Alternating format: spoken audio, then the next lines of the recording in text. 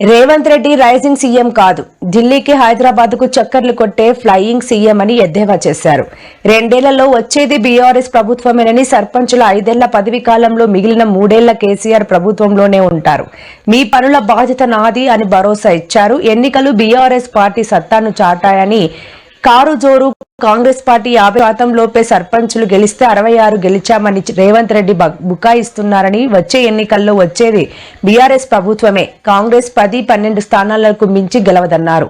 ప్రజలందరూ మళ్లీ కేసీఆర్ రావాలని కోరుకుంటున్నారని, చూస్తున్నారని తెలిపారు. రేవంత్ రెడ్డి ఎట్లయిపోయిందంటే అంత దుబారా. మొన్న ఫుట్బాల్ ఆడింది చూసిరా, ఎవరి కోసమే ఫుట్బాల్ అది. ఈయన మనుమడి షోకు తీర్చుకోవడం కోసం 100 కోట్ల రూపాయలు ఖర్చు పెట్టిండు. నువ్వు ఫుట్బాల్ ఆడితేంది, నువ్వు ఏం ఆడితే మాకేందా రేవంత్ రెడ్డి? సింగరేణి కాలనీసి 10 కోట్ల రూపాయలు తీసుకుపోయి ఫుట్బాల్ మ్యాచ్కు పెట్టిండు. గవర్నమెంట్ ఖజానాకెళ్ళి ఈయన నేర్చుకోవడానికి 5 కోట్లతో స్టేడియం కట్టుకున్నాడు ఒక్కడే. 5 కోట్లు పెట్టి ఈయన సొంతం స్టేడియం కట్టిండు గవర్నమెంట్ పైసలతో. నీ సొంతం పైసలతో కట్టుకో, గవర్నమెంట్ డబ్బులతో ఇలా స్టేడియం కట్టిండు రేవంత్ రెడ్డి. సిఎస్ఆర్ నిధులు 100 కోట్ల రూపాయలు ఖరాబ్ చేసిండు. అరే గా సింగరేణి 10 కోట్లుంటే ఆనాడు కేసీఆర్ ఏం చేసిండు? సింగరేణి సిఎస్ఆర్ డబ్బులను స్కూళ్లు కట్టించిండు, రోడ్లు వేపించిండు, మెడికల్ కాలేజీ పెట్టించిండు కేసీఆర్. రేవంత్ రెడ్డి ఏం చేస్తుండు? సింగరేణి డబ్బులు తీసుకుపోయి నేను నా మన్మడు ఫుట్బాల్ ఆడటం మీరంతా చూడుండ్రి అంటాడు. నీ మన్మడు నువ్వు సొంతం పైసలతో ఆడుకో, ఎవడద్దంటుండు? నువ్వు గవర్నమెంట్ సొమ్ముతో ఫుట్బాల్ ఎట్లా ఆడతావు? సింగరేణి సిఎస్ఆర్ తోని కేసీఆర్ మెడికల్ కాలేజీ పెట్టి డాక్టర్లను తయారు చేసిండు కేసీఆర్.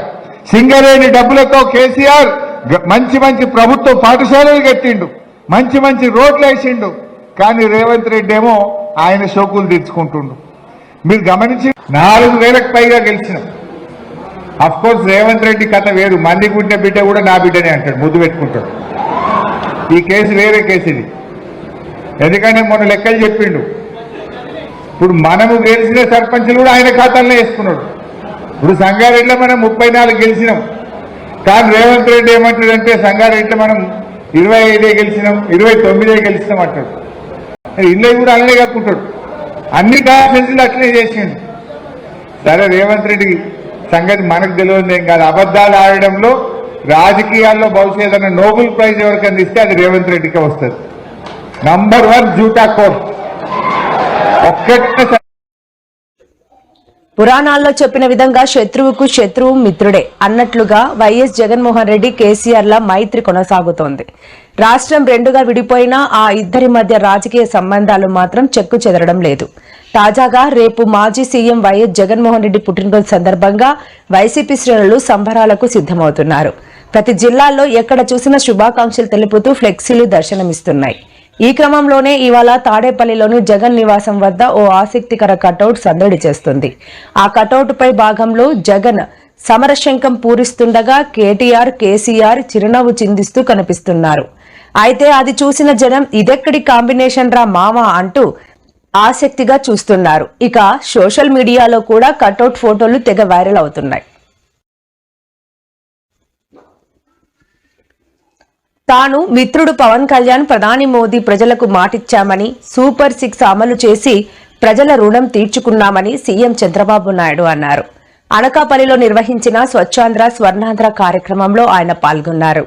ప్రజలకు కూటమి ప్రభుత్వం అందిస్తున్న సంక్షేమ పథకాలు, సేవలపై చంద్రబాబు మాట్లాడారు. పాలన ఎలా ఉండాలో ఏపీని చిరునామాగా మార్చుతున్నామని తెలిపారు. ప్రజలకు ప్రభుత్వ సేవలు చాలా వేగంగా అందిస్తున్నామన్నారు. కార్యాలయాల చుట్టూ తిరగకుండా సేవలు ఆన్లైన్ ఉంచి సుపరిపాలనకు శ్రీకారం చుడుతున్నామని తెలిపారు. తెలిసిన పార్టీ ఎన్డీఏ. మళ్ళీ మీరు అధికారం ఇవ్వండి, అభివృద్ధి చేస్తాం, సంక్షేమాన్ని ఇస్తాం. అందుకే సూపర్ 6 అని చెప్పి సూపర్ హిట్ చేసిన పార్టీ ఎన్డీఏ. ఏమమ్మా మీరు చెప్పాలి ఆడబిడ్డలు, ఎన్టీఆర్ భరోసా పింఛన్లు మన నియోజకవర్గంలో 39,641 మందికి 4,000, 6,000, 10,000, 15,000 రూపాయలు ఇస్తున్నా. అవునా కాదా అని అడుగుతున్నా.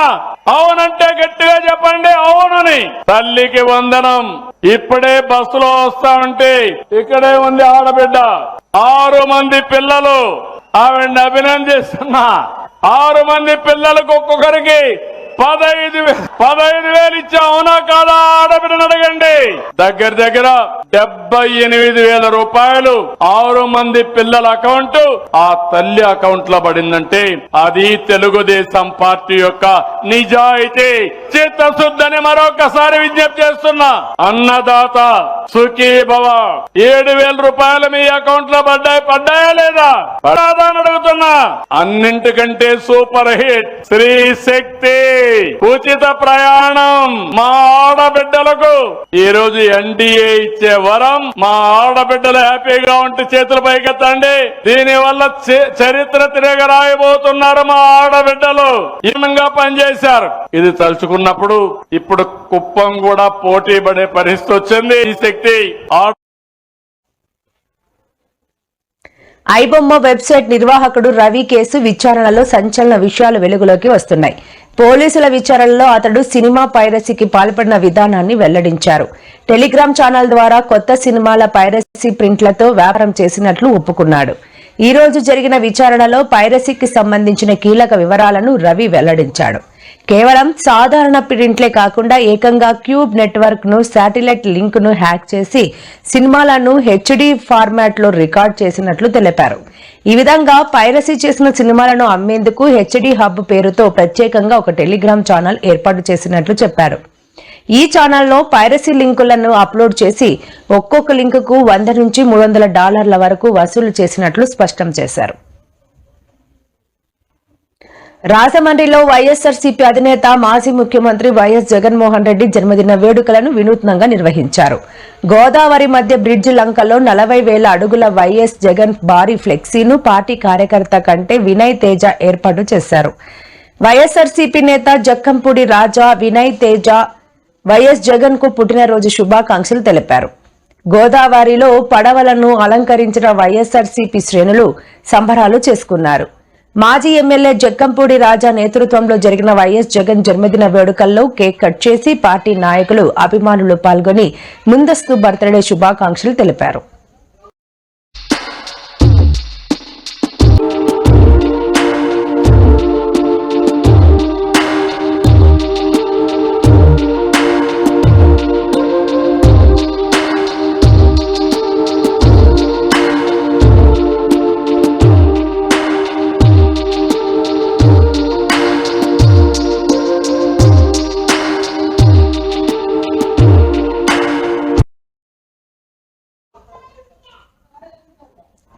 పెరవలిలో నిర్వహించిన సభలో వైసీపీపై డిప్యూటీ సీఎం పవన్ కళ్యాణ్ నిప్పులు చెరిగారు. వైసీపీ నాయకులు చేసిన వ్యాఖ్యలపై తీవ్రస్థాయిలో విరుచుకుపడ్డారు. అధికారంలో ఉండగా వైసీపీకి భయపడలేదని, 10 ఏళ్లుగా పార్టీ పెట్టి కూడా వెనక్కు తగ్గానని జనసేన అధినేత చెప్పుకొచ్చారు. మీరు అధికారంలో ఉన్నప్పుడు మీకు నేను భయపడలేదు, మీ దౌర్జన్యాలకు భయపడలేదు. అధికారంలోకి వస్తే చంపేస్తాం అంటే ఏం మాట్లాడతాం? మేము అధికారంలోకి వస్తే కాంట్రాక్టర్లను జైల్లో వేస్తామంటున్నారు. అలాంటి వారికి పవన్ కళ్యాణ్ భయపడడు. వారి వెనుక రౌడీలు ఉంటారని అధికారులు భయపడుతున్నారు. అటువంటి రౌడీలకు యూపీ సీఎం యోగి ఆదిత్యనాథ్ల కాలికి కాలు, చెయ్యికి చెయ్యి అనేలా ట్రీట్మెంట్ ఇస్తా అన్నారు. మీరు ఇదే చెప్తున్నాను ఇంకొకసారి. సామాజిక మాధ్యమాల్లో కానీ విదేశాల్లో కూర్చొని వాగే వాళ్ళతో సహా ఇక్కడ కూర్చొని భవిష్యత్తులో మేము వస్తాం, వచ్చి మేమేం చేస్తామంటే వచ్చినప్పుడే మీరేం పీకలేదు, ఏం మాట్లాడతారు? ఇప్పుడు వచ్చినప్పుడే మీరు ఏం పీకలా అంటే ఏమనుకుంటారు? మీరు కూర్చోబెట్టి మీరు బెదిరింపులు చేస్తే భయపడతాం అనుకుంటున్నారా?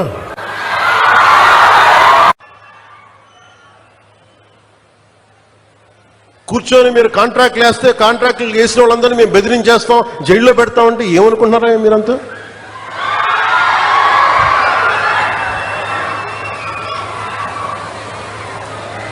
మేమేం మాటలా గుర్తుపెట్టుకోండి.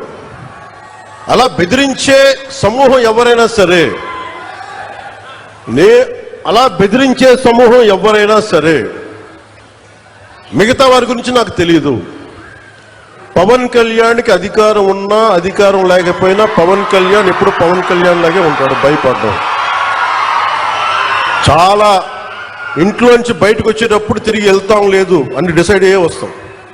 అందువల్ల మీ ఆకు రౌడీలు కానీ అలాగే చెప్తున్నారు. ఏదైనా మాట్లాడితే అధికారులు కూడా భయపడుతున్నారు. ఎందుకు భయపడుతున్నారంటే చెవుల్లో చెప్తారు, అదే సార్ వాళ్ళ వెనక చాలా మంది రౌడీలు ఉంటారండి, కిరాయి హంతకులు ఉంటారంటే, మీకు కరెక్ట్గా యోగి ఆదిత్యనాథ్ లాంటి ట్రీట్మెంట్ కనుక ఒక్కొక్కడికి ఇస్తే, ఒక్కొక్కడికి రౌడీజం అంటే కాలు కాలు కీలు కీలు తీసి మడత పెట్టి కింద కూర్చోపెడితే, అప్పుడు కరెక్ట్గా చెప్తా, కరుడు గట్టిపోయిన జీవితకాలం ఓకే, మనం వాళ్ళకి ఏకీభవించవచ్చు, ఏకీభవించకపోవచ్చు. నక్సలైట్స్ తోటి, వామపక్ష తీవ్రవాదులతో మనం ఏకీభవించవచ్చు, ఏకీభవించకపోవచ్చు. అలాంటి బలమైన ఆర్గనైజేషన్నే కకావికలం అయిపోయిన పరిస్థితుల్లో ఉంటే ప్రభుత్వం తలుచుకుంటే, అలాంటిది ఇన్ని లక్షల మంది పోలీసుండి, ఇన్ని వందల మంది ఐపీఎస్లుండి, 1000